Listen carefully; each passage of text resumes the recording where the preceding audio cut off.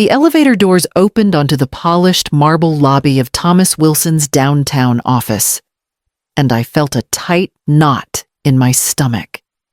I had dressed carefully, navy blouse, tailored slacks, sensible heels, clothes that suggested professionalism rather than vulnerability. Yet nothing I wore could shield me from what I was about to hear.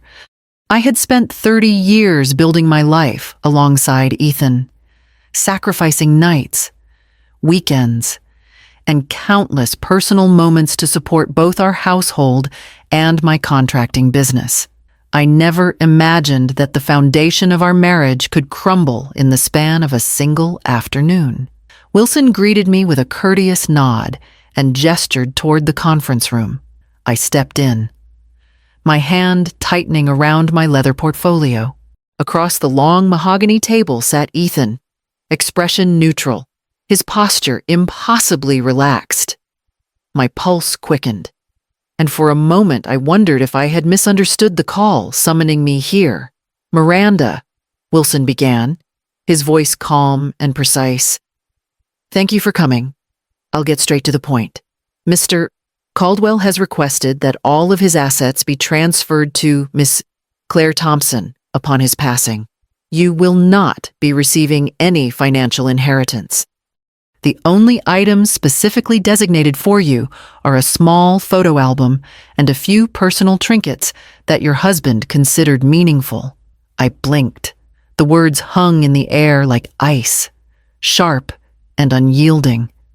I tried to process what I had just heard, my mind racing through 30 years of shared mortgages, business investments, and countless hours of unpaid labor that had kept our household afloat. Minimal sentimental items. That was all. I felt the room tilt slightly, as though the floor beneath me had been pulled away. I opened the photo album with trembling hands. Pictures of vacations, family dinners, birthdays.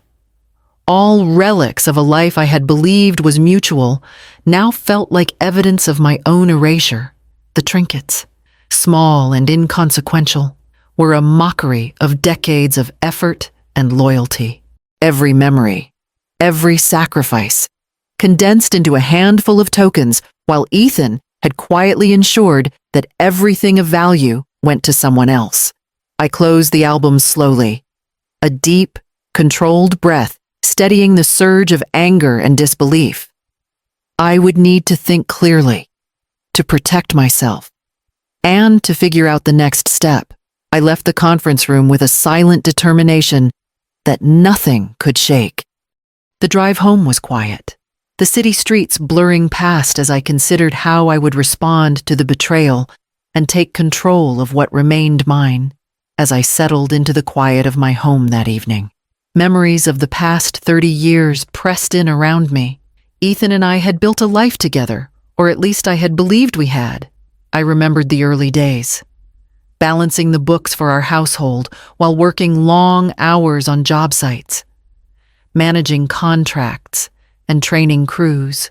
Every penny I earned went toward keeping our home secure, funding my growing business, and ensuring Ethan could focus on his own work without worrying about finances. I had never counted the hours or the effort. It had always felt like part of the partnership, yet the subtle signs had always been there. I recalled evenings when Ethan's phone calls were more frequent and secretive than necessary. Times he brushed off questions about finances with vague reassurances. There were moments I noticed unfamiliar charges on joint accounts, small amounts that seemed inconsequential at the time, dismissed in the interest of harmony. Even now, I could trace the first hints of his calculated secrecy and manipulation, faint lines that only became clear in hindsight. I had given everything without hesitation, trusting in the commitment we had vowed to honor. Weekends that should have been mine to rest or travel were spent poring over spreadsheets or meeting clients, while Ethan's concerns rarely extended beyond his personal comfort.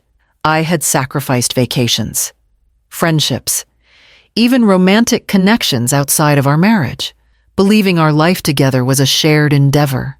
It was a life built on hard work, loyalty, and trust. Yet that trust had been quietly eroded over decades. I realized now that the foundation I had leaned on so confidently was not mutual, and my efforts had been redirected towards someone else's gain. The weight of that realization pressed on me as I considered the next steps, the strategies I would need to reclaim what was rightfully mine and ensure the years of labor I had poured into my life were not in vain. Chapter 3. Uneasy Suspicions.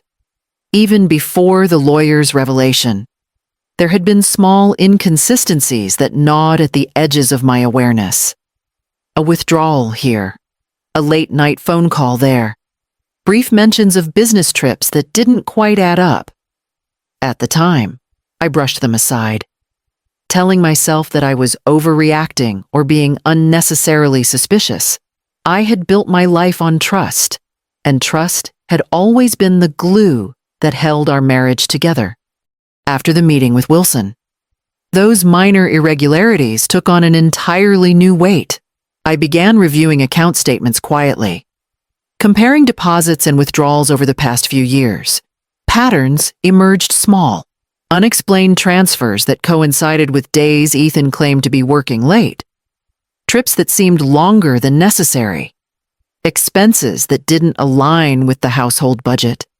Each discovery added to a growing knot of anxiety in my chest, a realization that the life I had believed we shared had been carefully compartmentalized to hide what he was doing.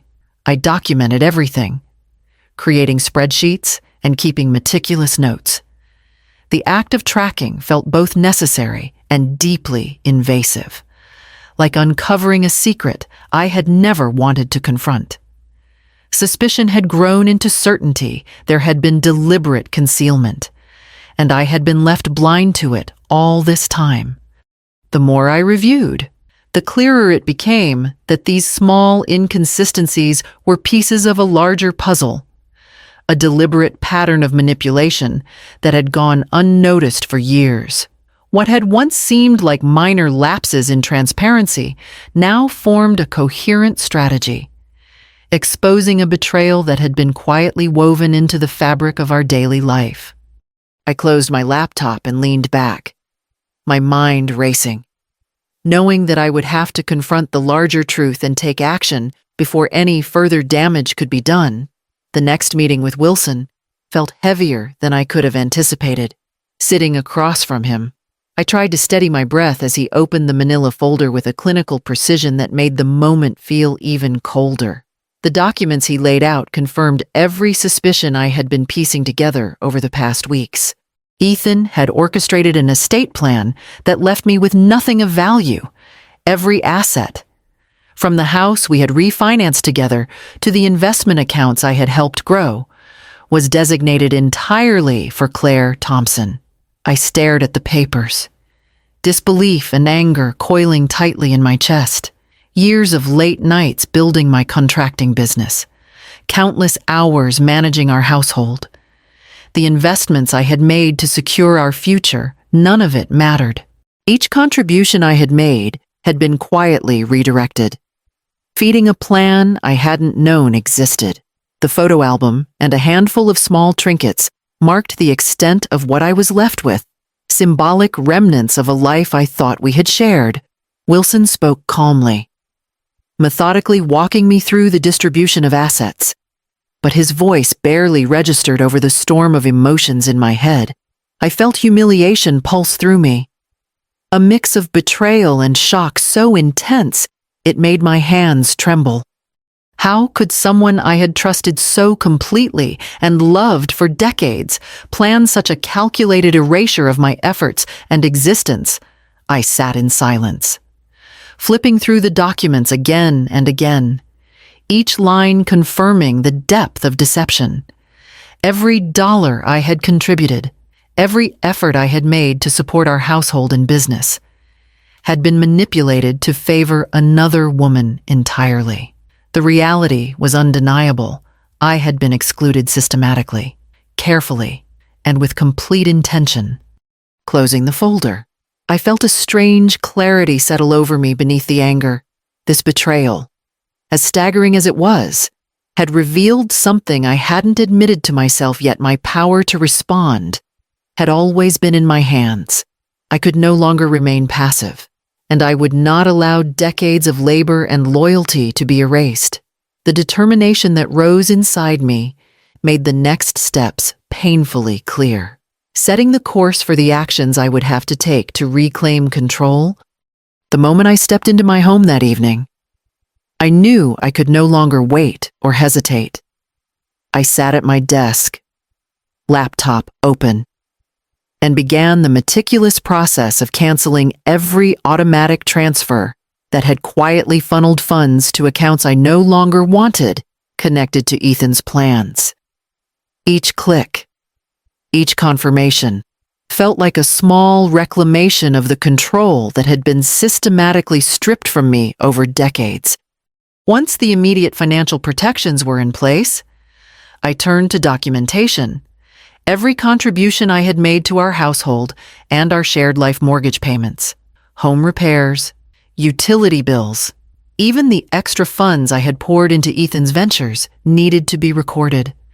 I organized receipts, statements, and invoices into a detailed ledger, noting dates, amounts, and purposes. As I worked, the anger and humiliation simmered beneath a calm, determined focus. This was no longer about emotional reaction. It was about establishing irrefutable proof that I had not been the passive partner Ethan had assumed. I also reviewed contracts and business agreements for my own company, ensuring that everything I had built remained protected. My legal counsel would need to see a clear separation between personal and professional assets, leaving no room for manipulation or claims against me. I drafted notes, highlighted discrepancies, and mapped every line of my finances, creating a comprehensive record of what I had contributed and what was rightfully mine. Emotionally, I fortified myself as well. The shock and humiliation had been powerful, but I realized that control over my own life could not be partial. It had to encompass both legal and emotional boundaries. I resolved that I would no longer allow fear, guilt, or societal expectations to dictate my actions. Each protective measure I enacted reinforced my sense of self-worth and reclaimed the dignity that had been minimized for so long. By the end of the night, I had a plan: secure assets, document every contribution, and prepare for the inevitable confrontations. The betrayal had revealed both the extent of the deception and my own capacity for strategic, decisive action. I knew that taking control was only the first step in a longer process, one that would demand vigilance, resolve, and courage in equal measure. With my accounts secured and my records organized, I could finally begin considering the confrontation that would assert the full extent of my rights and reclaim the life I had built for myself. Chapter 6. Confrontation. The phone rang just as I was reviewing the last of my financial records. Ethan's name flashed on the screen, and I felt a momentary pang of tension, but I answered deliberately. "What the hell is going on?" His voice was sharp, brittle, laced with frustration. "I see the transfers have stopped. Do you realize what this means? I'm aware," I said evenly, keeping my tone calm. "I've reviewed everything, and I've made the necessary adjustments to protect my accounts. This was a decision I had to make." There was a pause, heavy with disbelief. "You can't just, these are our accounts. You're overreacting." "I'm not overreacting," I replied, maintaining control of my voice. "I've realized the contributions I've made over the years were redirected without my knowledge. I will not continue to fund what is no longer ours jointly. Nor will I allow my labor and finances to be exploited any longer." Ethan's sharp inhale betrayed his surprise. "You're being dramatic. You're punishing me over a misunderstanding. I'm not punishing anyone, I said firmly. I am asserting boundaries that should have been respected long ago. The pattern of deception ends here, from now on. I manage my own finances independently.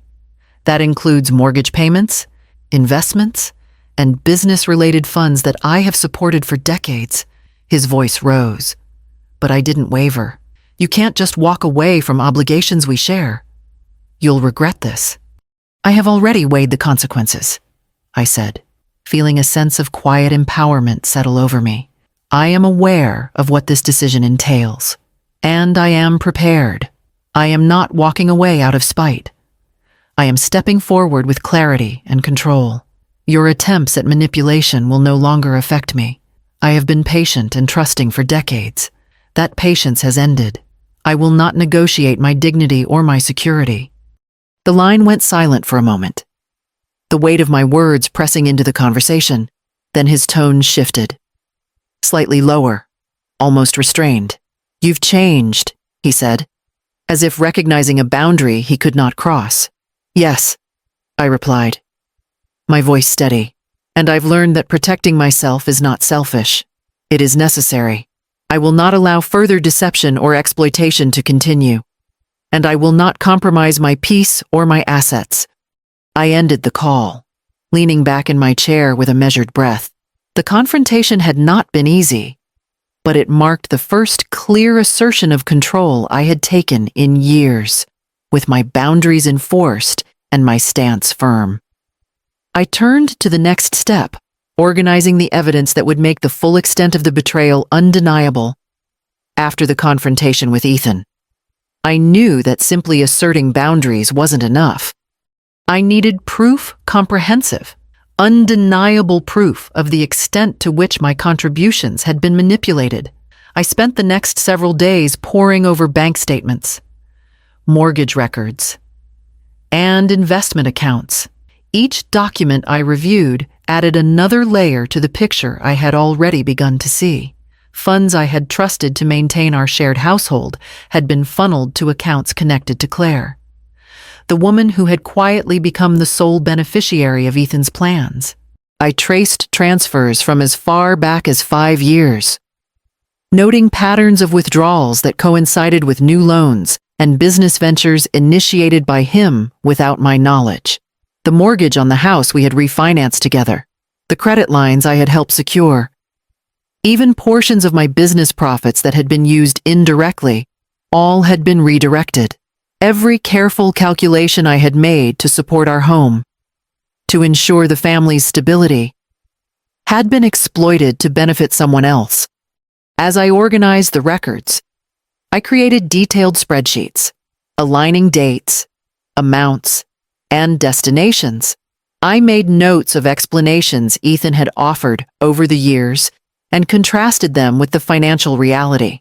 It became abundantly clear that the deception was not incidental. It was deliberate, calculated, and sustained over decades. The clarity I felt was almost paradoxical. The betrayal was deep, yet the certainty gave me a sense of empowerment. With evidence in hand, I was no longer reacting blindly to emotion. I could now strategize, plan my next steps, and protect both my assets and my reputation. Every carefully documented detail would serve as a safeguard should the situation escalate legally or socially. By the end of the week, I had a complete picture of the manipulation, the extent of Ethan's redirection of funds, and the financial vulnerability I had unknowingly endured. For the first time, I felt fully equipped to confront the consequences with authority rather than uncertainty. With the evidence compiled and my strategy forming, I could move forward into the next phase of reclaiming control. Knowing that the truth was firmly on my side, in the days following the confrontation and my compilation of evidence, the ripple effects began to show. Friends and colleagues started asking questions, some out of genuine concern, others with veiled curiosity. A few of them had caught fragments of the situation through passing comments or vague mentions, and some tried to probe, to pressure me into explanations that would suit their perception of normalcy. I responded with measured honesty, revealing only what was necessary to protect my own position while maintaining control over the narrative. Extended family began to notice the changes as well. A cousin reached out hesitantly, asking if I was certain about the decisions I had made. When I confirmed the truth of Ethan's manipulations and my reason for stopping the transfers, the initial shock in their voices shifted to understanding.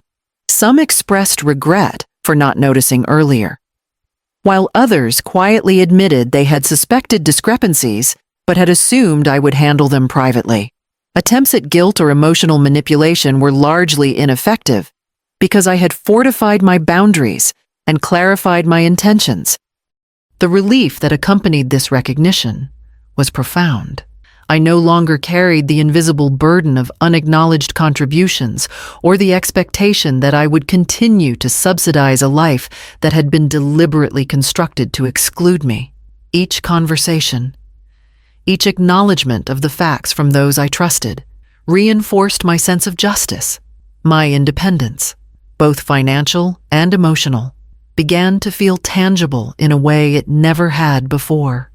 As I rebuilt routines that centered on my own priorities, I noticed subtle changes in the dynamics around me. Colleagues treated me with renewed respect, and friends approached me with caution, but also genuine support. Even the simple act of asserting control over my finances without interference gave me a quiet, moral satisfaction. By the end of the week, I could feel a measure of equilibrium returning. My life, while altered, was no longer subject to the manipulations that had defined decades. The boundaries I had set were holding, and the foundation for my next steps moving toward full resolution was firmly in place.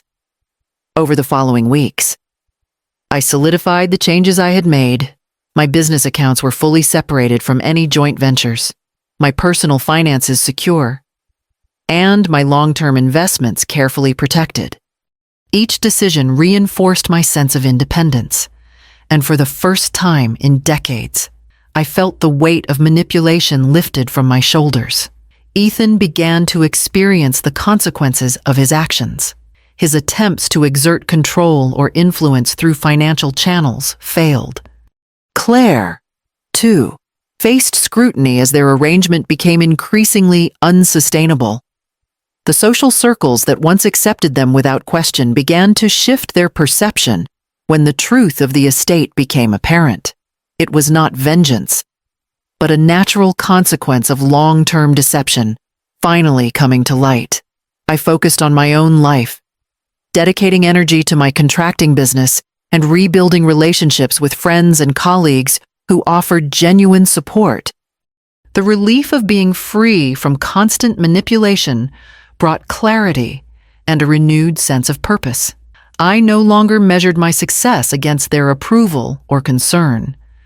For the first time in many years, I could act entirely for myself, confident in the knowledge that the decisions I had made were just, measured, and necessary. With my independence restored, I began to envision a life shaped by my choices and values rather than the expectations of others. Sitting in my home office one quiet morning, I reflected on the journey that had brought me here. The betrayal, the confrontation, the meticulous documentation, all of it had forced me to examine my own boundaries and the patterns I had allowed to persist for decades. I realized that trust is precious, but it must be paired with discernment. Protecting my self-worth required not only legal action, but emotional clarity and steadfastness. Over time, my relationship with Ethan shifted.